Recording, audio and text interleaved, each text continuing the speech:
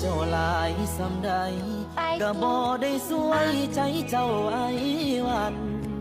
อายแค่คนสำห้องเขาเป็นคนสำคัญหัวใจเจ้านั้นมันมีแต่เขา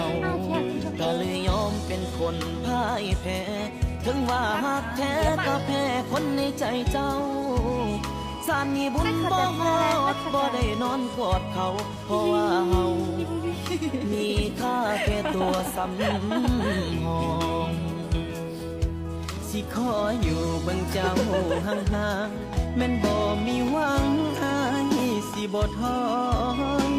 หับได้สุอยางให้เป็นตำแหน่งแฟนน้อยสิขอให้เจ้าบ่ห่างไปไสขอให้อายใส่สิทธิ์มีค่าในช่วงเวลายา